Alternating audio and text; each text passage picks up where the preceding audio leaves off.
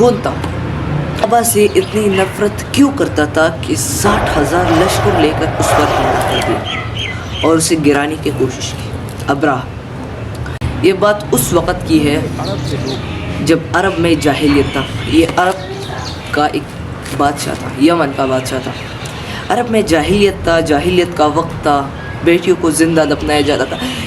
آسان الفاظ میں کوئی جہالت کا وقت تھا جب ہمارے پیارے نبی حضرت محمد مصطفیٰ صلی اللہ علیہ وسلم اس دنیا میں تشریف نہیں لائے تھے۔ یہ اس وقت کا وہ زمانہ تھا۔ ابراہ، اب ہم مین ٹاپک پر چلتے ہیں۔ ابراہ کون تھا؟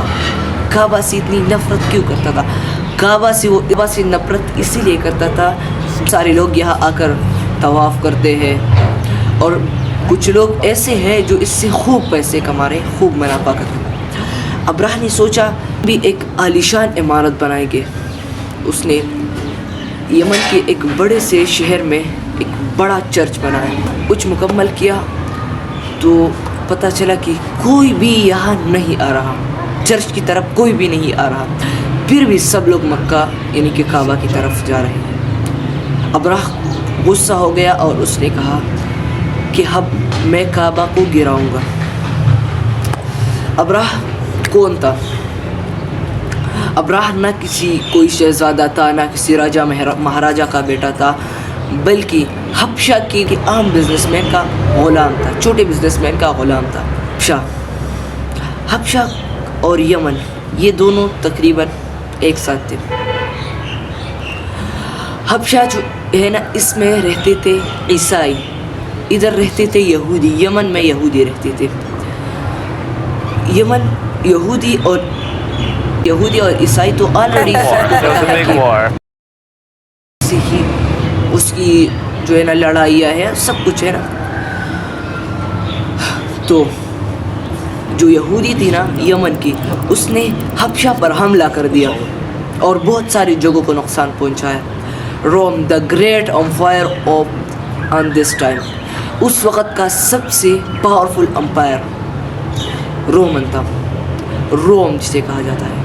آج کی دور میں ہم کہیں تو برٹش، لیکن یہ تو بہت چھوٹا ہے، اس وقت میں بہت زیادہ بڑا تھا۔ برٹش نے حبشہ اپنی عیسائیوں کے لیے مدد بھیجی، جس میں 1,00,000 لشکر ابراہ کے حوالے کیا اور اسے جرنیل بنایا کہ تم اس کی نگرانی کرو گے اور ہمیں یمن کو قبضہ کرنا ہوگا۔ وہ 1,00,000 لشکر لے کر یمن پر اس نے قبضہ کر دیا اور سب کچھ ختم کر کے یہودیوں کو ختم کر دیا یمن سے، اور خود اسے حبشہ میں شامل کر دیا۔ پھر کچھ وقت ہی گزرا تھا کہ اس نے یمن کو اپنے ملک حبشہ سے جدا کر دیا۔ ایک غلام نے اسے جدا کر کے خود بادشاہت ڈال دی، یمن پر خود بادشاہت ڈال دی۔ اب غور اس سے حبشہ کے بادشاہ کو بہت زیادہ غصہ آیا اور اس نے 1,00,000 لشکر تیار کر کے یمن پر حملے کا حکم بول دیا۔ تو جیسے وہ یمن پہنچے تو اس کی جو سپاہی تھے نا، اس نے اپنے جرنیل کا سر کاٹ کر خود ابراہ کے ساتھ شامل ہو گئے، یمن میں شامل ہو گئے۔ جیسے ہی وہ یمن میں شامل ہو گئے تو ابراہ کے چرچے ہونے لگے عرب میں، اور ابراہ ایک سپر طاقت بننے لگا۔ ابراہ عرب پر حکومت کرنے لگا۔ تو اسی وقت ابراہ نے دیکھا کہ مکہ میں جو کعبہ ہے نا، وہ اس کے لیے بہت سارے لوگ آ رہے ہیں، طواف کرنے کے لیے آ رہے ہیں۔ یہ کیسے؟ میں بھی ایسی ایک عالیشان عمارت بناؤں گا۔ ابراہ نے یہ فیصلہ لیا کہ اب وہ اپنا ایک چرچ بنائے گا، اور اس نے ایک چرچ بنایا، عالیشان چرچ، اس میں موتی جواہرات سب کچھ لگوا دیے، حتیٰ کہ اسے بہت اچھی طریقے سے سجایا۔ وہ اتنا عالیشان تھا کہ عرب کے لوگ، بعض جگہوں پر ایسا لکھا گیا ہے کہ عرب میں اس سے پہلے کبھی ایسی عمارت تھی ہی نہیں۔ یہ پہلی عمارت تھی جو عرب میں اتنی عالیشان بنی تھی۔ اتنی عالیشان عمارت دیکھ کر پھر بھی یہاں لوگ کوئی نہیں آتا تھا۔ اب غور سب کعبہ کی طرف جاتے تھے۔ اس سے ابراہ غصہ ہو گیا اور اس نے اپنی 60,000 لشکر تیار کر کے کعبہ پر حملے کا حکم دے دیا تاکہ کعبہ کو ختم کر دیا جائے۔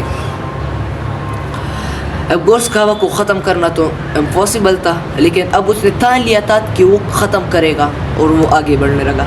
راستے میں کچھ چھوٹے قبیلے تھے، جہاں چھوٹے چھوٹے قبیلے تھے، اس نے اسے ختم کرنے کی کوشش کی، لیکن 60,000 لشکر تھا، اسے ختم کرنا امپاسبل تھا، ناممکن تھا۔ تو ابراہ نے کہا کہ میں خون خرابہ نہیں چاہتا، مجھے آگے جانے دو۔ تو قبیلے پیچھے ہٹ گئے اور وہ آگے جانے لگا۔ ابراہ نے کہا کہ میں یہاں کے چیف سے ملنا چاہتا ہوں۔ وہاں چیف تھا عبد المطلب، ہمارے پیارے نبی حضرت محمد صلی اللہ علیہ وسلم کا دادا عبد المطلب۔ اس سے ملا تو کہا کہ میں اس عمارت کو گرانا چاہتا ہوں۔ تو عبد المطلب نے کہا جو تم نے میرے کچھ اونٹی لیے تھے نا، وہ مجھے واپس کرو۔ ابراہ نے کہا کہ تم تو بہت کم عقل ہو، میں آپ کی اس عظیم عمارت کو گرانے کے بارے میں کہتا ہوں، تمہیں اونٹوں کی پڑی ہے۔ عبد المطلب نے کہا کہ میں اونٹوں کے بارے میں اسی لیے کہہ رہا ہوں کیونکہ وہ اونٹی میری تھی اور اس پر میری ملکیت ہے، اور جس کی اس پر ملکیت ہے نا وہ اسے خود دیکھ لے۔ کعبہ پر ملکیت ہے نا، اس نے اسے اونٹی واپس کر دی، لیکن اونٹی واپس کر دی، لیکن جب وہ حملہ کر رہا تھا اسی وقت عبد المطلب نے اسے ایک بات کہا کہ تم اس پر تو حملہ کر رہے ہو، لیکن میری ایک بات کان کھل کر سن لو کہ آج تک جس نے بھی اسے گرانے کی کوشش کی ہے نا، وہ نیست و نابود ہو چکا ہے، تباہ و برباد ہو چکا ہے۔ تو تم ایسا کرو کہ اپنی ملک واپس لوٹ جاؤ۔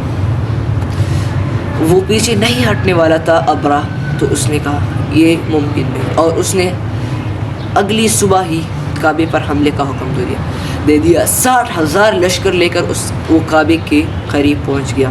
وہ قریب پہنچے تو اچانک سے وہ سارے ہاتھے رک گئے، اور اچانک سے آسمان میں بہت سارے پرندے آئے۔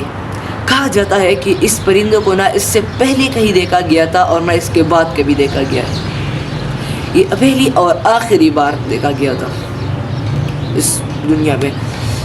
اب گوس آسمان کی طرف سے بھیجی گئی تھی، اللہ تعالیٰ کی طرف سے بھیجی گئی تھی۔ اس کی منہ میں چھوٹے چھوٹے پتھر تھے، پتھر کنکر تھے، اور جیسے ہی وہ مکہ کے قریب آ رہے تھے وہ ہاتھی رک گئے اور سارے پرندے جپٹ میں اس پر حملہ کر دیا، اور وہ جو پتھر ہے نا وہ اس پر گرائے۔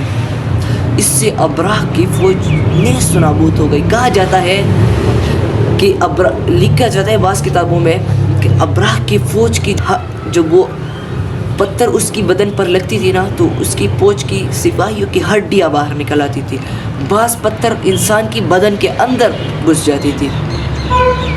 اس سے ابراہ کی فوج بھاگ گیا اور ابراہ کا 60,000 فوج نیست و نابود ہو گیا۔ اب سمپل سی بات ہے اللہ سے۔ اچھا آگے بڑھتے ہیں۔ تو اس عظیم فتح کی وجہ سے قریش کو مکہ کی آئندہ مکہ یعنی کہ عرب کی بادشاہ منتخب کر دیا گیا، یعنی کہ آج سے عرب کے بادشاہ جو ہے نا وہ قریش ہو گئے کیونکہ اس نے اتنی بڑی فتح جو حاصل کی۔ اسی سال اتنی کمائی ہوئی کہ عرب کا جو ہے نا وہ آمدنی ایک چند ہوتا 2 چند ہو گئے، 3 چند ہو گیا، آسمانوں سے باتیں کرنے لگا، اتنے کامیاب ہو گئے عرب۔ اسی سال ایک دن ایران کی ایک اونچی عمارت میں جو کئی سالوں سے آگ لگی تھی وہ بجھ گئی، اور اسی دن مکہ میں ایک یتیم بچہ پیدا ہو گیا، محمد۔